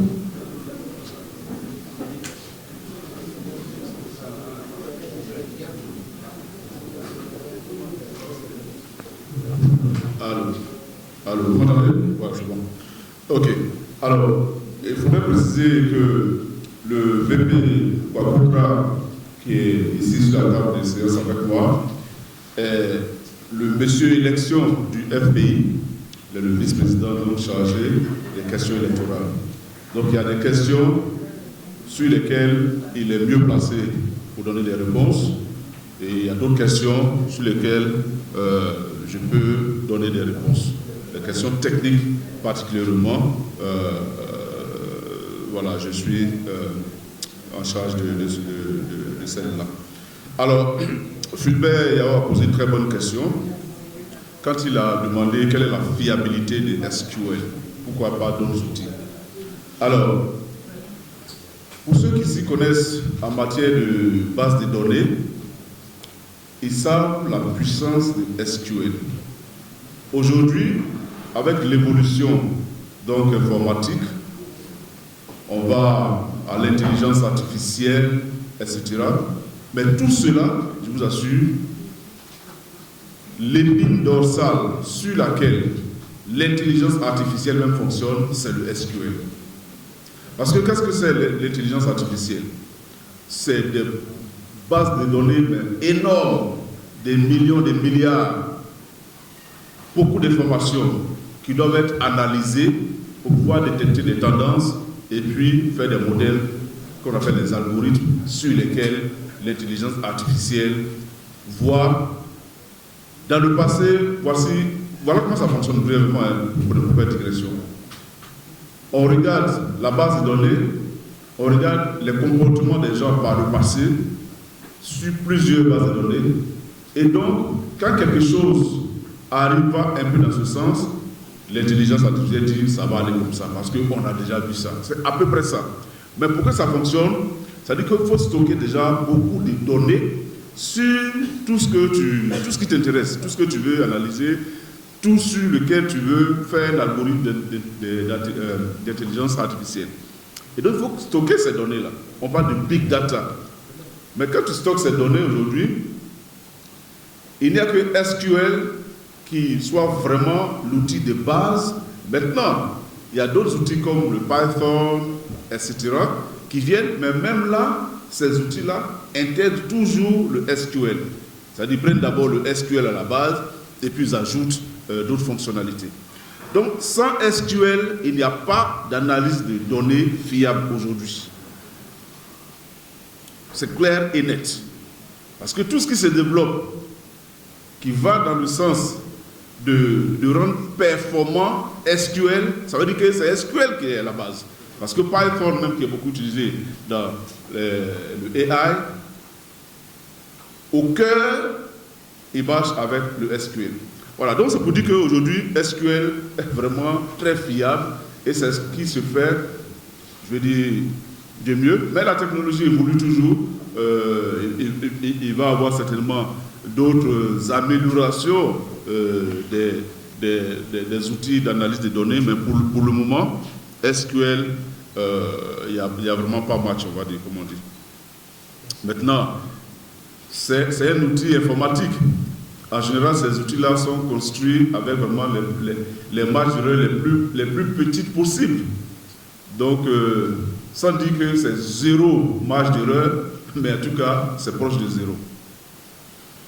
Alors, ce Diallo a posé la question sur, et voulait avoir un peu plus de précision sur ce qui s'est passé avec les mères au nombre d'enfants irrationnels en 2024. Bon, tout ce que nous observons de façon objective en lisant les données qui sont dans le fichier électoral, l'évolution de ces données, c'est qu'en 2024, ces cas de mères-là, vraiment, le nombre a drastiquement chuté. Ça, c'est ce que nous lisons sur la liste électorale. Pourquoi ça a chuté? Pour être vraiment franc et honnête, on ne le sait pas, tant qu'on ne demande pas la CEI. Mais pour nous, c'est un gros point d'interrogation. Parce que ça veut dire que ces personnes-là, ou bien ces mamans et leurs enfants électeurs, ont posé un acte ensemble. Parce que c'est ensemble que ces cas-là ont été retirés de cette liste. Mais je le précise, ils ne sont pas sortis de la liste électorale. C'est juste qu'ils sont sortis de la liste des mamans avec beaucoup d'enfants. Donc, la seule explication rationnelle, c'est que les informations ont changé. Voilà. Parce que s'ils ne sont pas quittés sur la liste électorale, mais ils sont juste quittés sur la liste de ceux qui sont sur la liste électorale qui remplissent cette condition. Ça veut dire qu'ils ne remplissent plus la condition là, mais ils sont là sur la liste électorale. Mais comment hier ils ne remplissaient pas cette condition, ou bien ils étaient dans cette catégorie, sur toutes les listes de 2015 jusqu'à maintenant, et puis subitement en 2024, ils ne sont plus dans cette catégorie. Comment leurs informations ont été changées? On n'en sait vraiment rien. Donc, pour être franc, c'est quelque chose qui est donc source de motivation pour demander un audit indépendant, pour clarifier ces mouvements que nous trouvons suspects. Voilà. Et qu'est-ce qui sera fait, la suite de la question de M. Diallo? Oui, je crois que je l'ai déjà dit, nous sommes dans la phase du contentieux, donc ce que nous disons, j'ai fait la démonstration tout à l'heure, c'est vraiment très simple. Tous ces cas-là, on va envoyer le fichier, leur liste à la CEI pour dire voici les cas, quand on parle par exemple de violation de l'article 7, les 2 millions et quelques là, voici leur liste, ils sont là, ils violent l'article 7. Il n'y a pas autre preuve qui puisse exister. Parce que les gens nous demandent, mais la preuve c'est la liste électorale qu'on nous a donnée. Sur cette liste-là, il y a 6 millions qui ne remplissent pas les conditions. Voici leur liste. On nous demande quelle autre preuve encore? Il n'y a pas d'autre preuve. Ce n'est pas nous qui avons affiché leur nom, ce n'est pas nous qui avons mis leurs informations. Donc ce n'est pas à nous d'expliquer pourquoi leurs informations manquent. Si c'est ce genre de preuve qu'on nous demande. Non, ça c'est pas à notre niveau. C'est la CEI qui peut expliquer ça.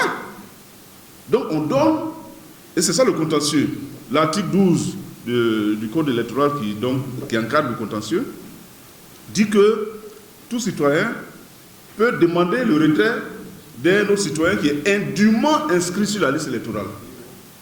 C'est ce que l'article 12 dit, si je me trompe sur la numérotation. Mais ceux-là, ils sont indûment inscrits, puisqu'ils ne respectent pas l'article 7 du Code électoral. Donc on demande leur retrait. 6 millions là, ils n'ont pas quitté. C'est aussi simple, hein? Je ne sais pas comment vous voyez, mais pour moi, il n'y a pas vraiment à tergiverser. Maintenant, si la CEI ne peut pas enlever les 6 millions, bon, on fait quoi? C'est vrai, donc on enchaîne avec l'autre question. On veut que l'élection se tienne. Donc nous ne sommes pas dans une logique de blocage ou de quoi que ce soit, mais on propose des solutions pour qu'on avance. La première solution, c'est un audit indépendant. D'abord pour vérifier ce que nous avons trouvé. Et nous ne sommes pas les seuls qui trouvent des choses. Beaucoup d'autres partis trouvent aussi d'autres choses. On parle. Chacun a son angle de recherche. Mais nous, notre angle de recherche là, c'est voulu le plus objectif possible, sans interprétation, sans opinion. Et voici ce que nous avons trouvé. La CEI dit quoi? Si on ne peut pas chasser les 6 millions de la liste électorale, alors il faut qu'on propose quelque chose. discuter, le dialogue national, la concertation, chercher le consensus. Voilà des pistes de solutions. Donc, quelle est la marge d'erreur de tout ça? Bon, la marge d'erreur, elle est très faible, hein, parce que notre analyse, elle est factuelle. Elle est basée sur les listes électorales. C'est l'ordinateur qui a cherché. Et j'ai montré tout à l'heure, quand tu prends, c'est que, parce que quand tu fais tourner un programme informatique, tu regardes le résultat, est-ce que c'est conforme à ce que tu as demandé à l'ordinateur de faire? On a vu tout à l'heure, quelle que soit la ligne que tu prends, tu vas trouver pourquoi il les a sélectionnés, parce que quelque part, il y a un bit, ou bien il y a un connu, ou bien il y a machin. Donc, le programme a vraiment bien fonctionné. Donc, il n'y a aucune marge d'erreur à ce niveau. Il n'y a aucune marge d'erreur. Il n'y a pas, maintenant dans l'interprétation, oui, pour ça, les commentaires, mais ce n'est pas de ça qu'il s'agit. Il s'agit objectivement de cas qui violent l'article 7. Il n'y a même pas de commentaires. Bref, quelles sont les conséquences sur le processus électoral? Je crois que j'ai déjà parlé de ça. Donc, notre intention n'est pas du tout de bloquer le processus électoral, c'est de l'améliorer. C'est de l'améliorer pour que l'élection ivoirienne soit au standard où il doit être. Nous sommes un pays quand même majeur. On ne peut pas avoir une liste électorale aussi folklorique. C'est au moment où on cherche à ce que tous nos processus administratifs, nos documents soient informatisés pour réduire donc les erreurs. On ne peut pas fermer les yeux sur une grosse erreur qui est là comme un éléphant dans cette salle et puis on dit on ne voit pas. On voit la liste électorale là, elle ne fonctionne pas bien.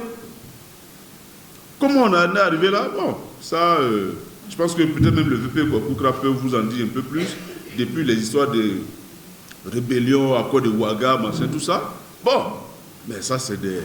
Aujourd'hui, en 2024, là, on ne peut pas accepter 6 millions de gens qui ont des inscriptions bizarres sur la liste électorale. Alors, donc, la troisième question, je pense que c'est beaucoup plus pour toi, VP, où Aïssata Diallo a demandé quelles sont les conditions de la tenue d'une élection transparente, tout ça. Bien, merci. Merci à tous les journalistes qui sont intervenus. La dernière question, les conditions sont simples. C'est le respect de la loi. Il y a un code électoral. Et toutes les parties prenantes au processus, il y a le gouvernement, il y a le Parlement, il y a l'OIE, c'est-à-dire l'organe à charge des élections, il y a le Conseil constitutionnel, il y a le Conseil d'État. Ce sont ces institutions, ces trois institutions-là qui interviennent dans l'appréciation des élections. Et puis, ceux qui sont les compétiteurs, pour la plupart, c'est les partis politiques, la majorité présidentielle et l'opposition. Et puis, les organisations de la société civile, ou en général la société civile, est donc appelée en tant qu'observatrice pour apporter sa contribution à l'amélioration comme il a indiqué. Mais comme vous venez de noter, nous avons, c'est comme un repas pourri. Quand le repas est pourri, soit on retourne à la cuisine pour en faire, ou on va désinfecter le repas. Donc il y a les deux possibilités. Et voilà que notre liste électorale est impure. Sur 8 millions d'électeurs, il y a plus de 6 millions qui sont irrégulièrement inscrits. Et c'est la faute de la commission électorale. La commission électorale ne peut pas venir juridiquement nous dire que, effectivement, ceux-là sont des ayants droit. Ils sont indûment inscrits. Et pour éviter tout ça là, je pense que, comme l'autre le demandait, le Front populaire ivoirien est déployé dans tous les centres d'enrôlement, est déployé dans toutes les commissions électorales. Et depuis le 22, la commission, le Front populaire ivoirien est en mouvement sur le terrain. Le 17, les partis politiques et la société civile sont allés à la CEI pour retirer, comment on appelle cela, la clé qui comporte la liste électorale provisoire. Et le travail scientifique, technique que nous sommes en train de faire derrière, c'est pour accompagner l'État ivoirien. Ce n'est pas pour se faire plaisir. Parce que le Front populaire ivoirien veut aller aux élections avec 0 mort. Maintenant, s'il y a des gens qui aiment la violence, bon, on peut passer sous silence cette conférence de presse.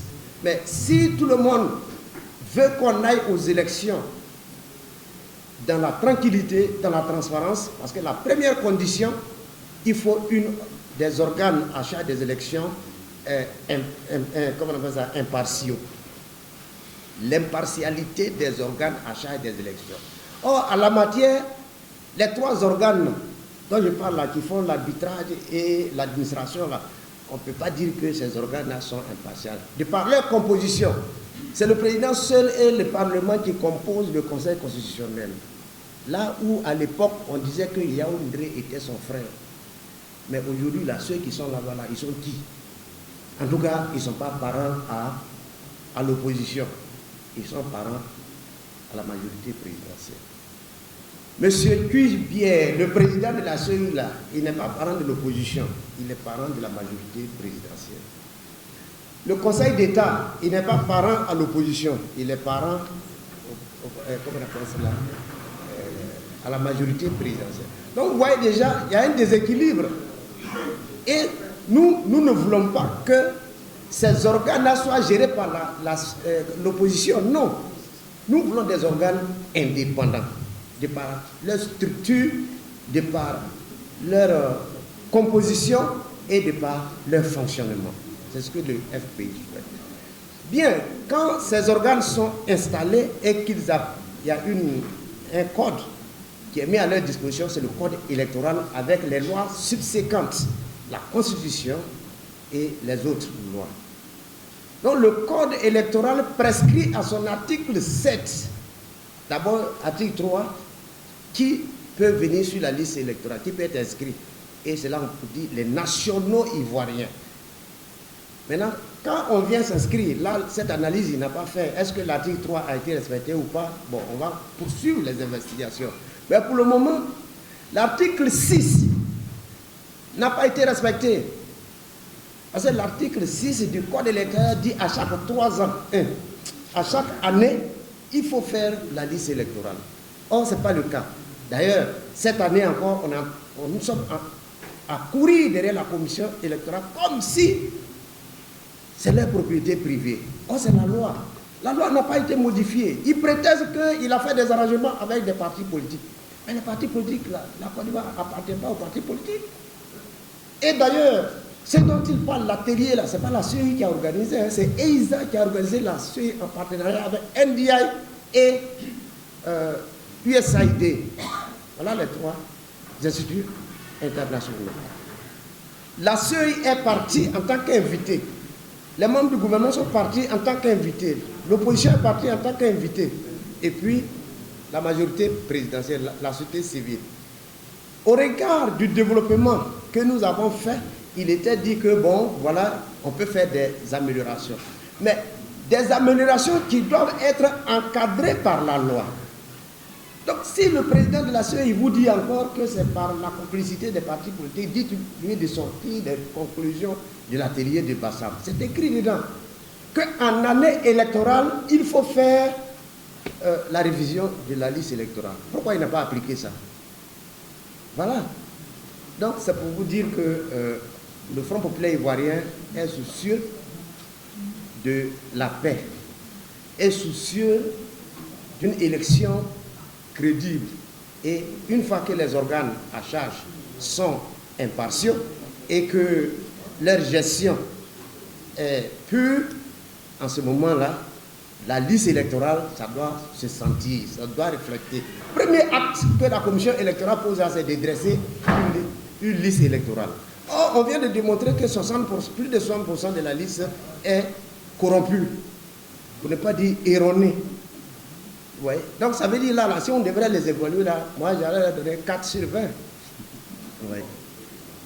Et puis, après la liste électorale, viendra maintenant l'éligibilité. L'éligibilité là, ce sont des textes. s'il y a des arrangements politiques, les arrangements politiques peuvent être encadrés par la loi. Et c'est pour ça que l'amnistie, qui est un arrangement politique, est toujours encadré par la loi. Même si le chef de l'État le décide seul, après, c'est comment on appelle ça, adossé par la commission, le Parlement. Donc, tout ce qu'on fait, ça doit être encadré. Et c'est tout ça là qui sont les signes de la crédibilité. Quand on se cache pour inscrire des gens frauduleusement ou qui ne respectent pas une disposition réglementaire ou une disposition légale, c'est tout ça là, la partialité. Or, nous voulons que la commission électorale soit impartiale dans sa structure, dans sa composition et dans son fonctionnement.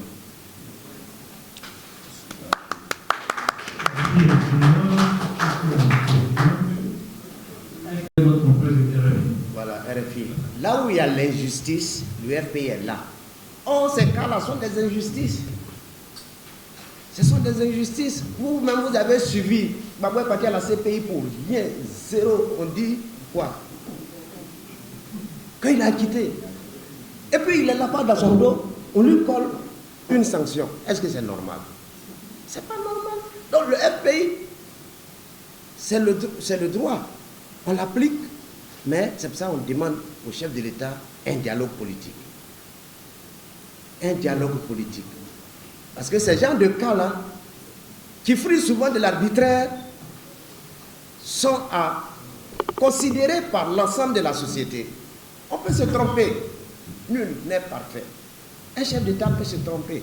Mais à un moment donné, quand il constate qu'il s'est trompé, il faut qu'il recule. Le cas de Blé Goudé, c'est pareil. Même le cas des Soro-Yom, là, c'est pareil. Tout ce qu'ils disent là. Soro-Yom peut rester en Côte d'Ivoire ici, même si c'est pour faire prison, il va faire prison. Ouais. Donc, on ne condamne pas un Ivoirien à l'exil. Or, il est là-bas. Et puis bon, on dit on a enlevé son nom, parce qu'il a été jugé. Bon, tout ça là. Ce sont des choses qui frisent la manipulation. Et pour nous, là où il y a de l'injustice, le Front Populaire ivoirien est vraiment présent. Alors, mon frère, ta question là c'était... Oui, merci. C'est comme si tu me demandais que le FPI là va quitter la Côte d'Ivoire. On était parti en exil sous pression. On était allé en prison sous pression. Mais dès que la pression est finie, là, on a fait quoi? Nous sommes revenus. Babo, tu es parti à la CPI, tu n'as pas vu, il est revenu. Non. Ceux qui ont fait les mauvaises listes électorales, là, c'est eux qui vont faire boycott. Sinon, le FPI, là, sera aux élections. Voilà. Le FPI sera aux élections et le FPI compte remporter cette élection de 2025. Donc, il ne faut pas y avoir compter sur nos boycotts. Hein. C'est eux là qui ne vont pas faire élection. Merci. Oui.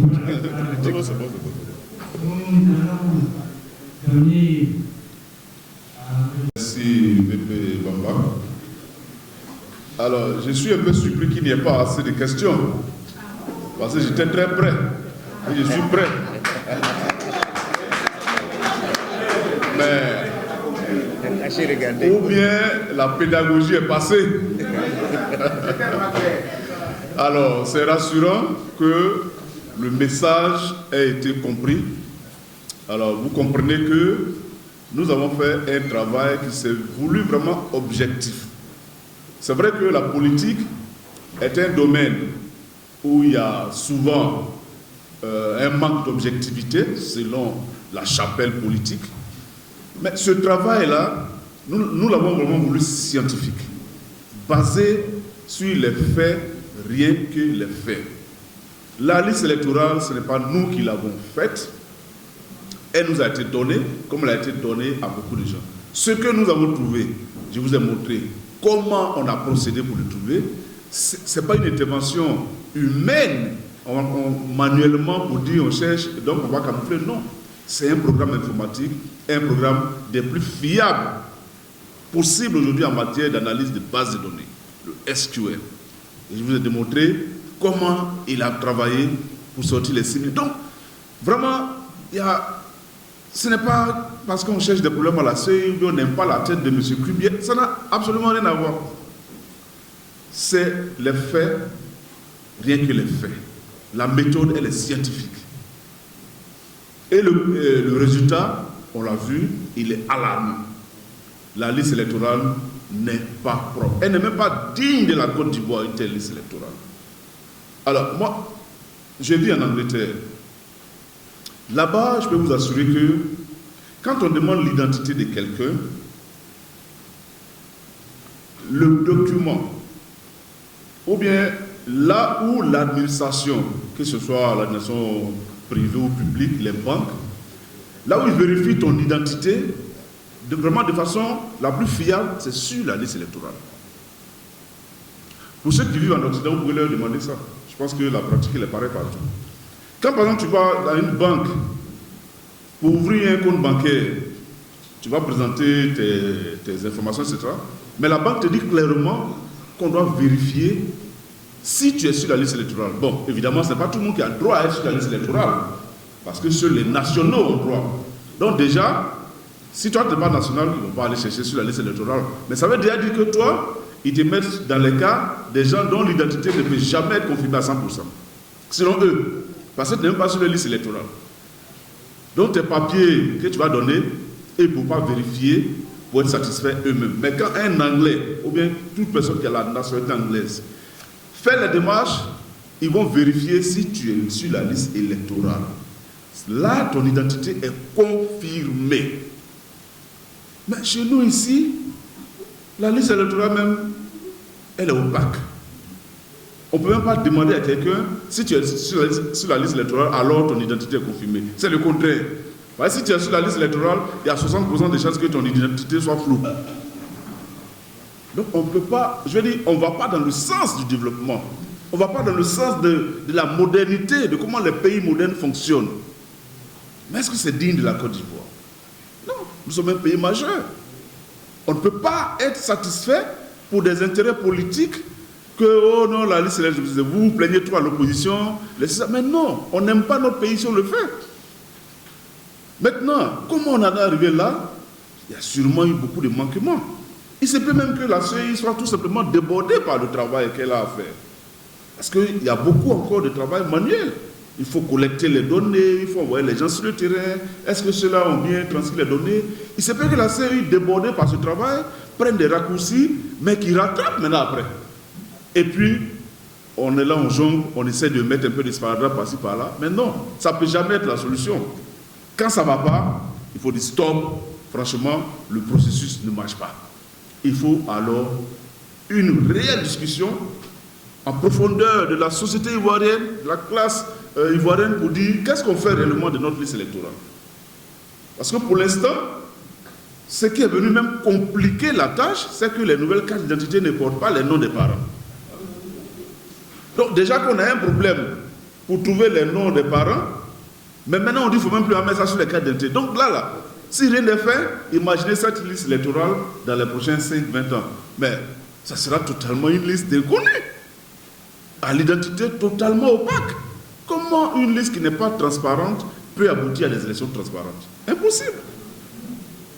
Alors que le chemin sur lequel on s'en va là, plus on avance, plus la liste devient de moins en moins crédible.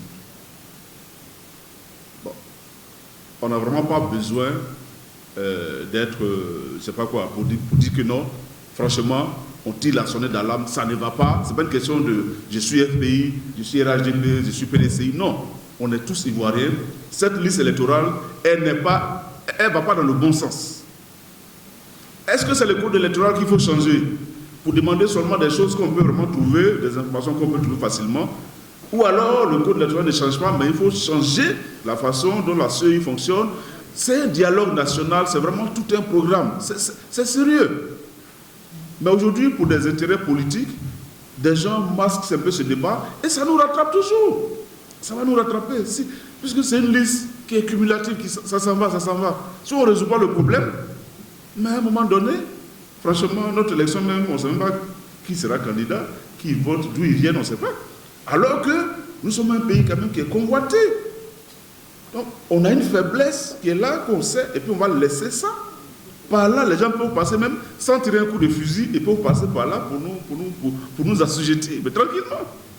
Il suffit qu'ils viennent, chaque année un peu, ils viennent sur notre liste électorale, ils viennent, et puis à un moment donné, ben, ils mettent qui ils veulent. Ils contrôlent le pays comme ils veulent.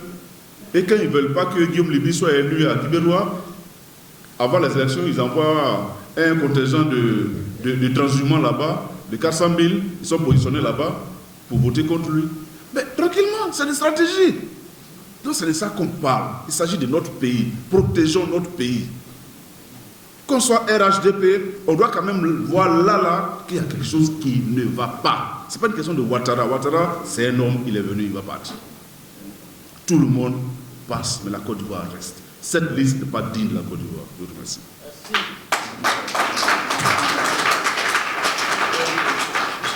Merci à notre brillant conférencier. Il a encore beaucoup de choses dans son sac. Vous voyez le peu de temps qu'on lui a donné, il a sorti un peu. Donc, nous allons le solliciter très fréquemment pour que tu viennes nous instruire, nous informer, nous éclairer. Vous l'avez dit, ce n'est pas un problème personnel. Et c'est cela que nous arrivons à la loi. La loi doit être impersonnelle. Parce que depuis l'indépendance jusqu'au jour d'aujourd'hui, moi qui suis né après l'indépendance, j'ai connu déjà 5 présidents. 5. Et il y a certains présidents qui sont partis dans l'au-delà. Et puis il y a d'autres qui sont encore là. Donc nul n'est indispensable. Si c'est pour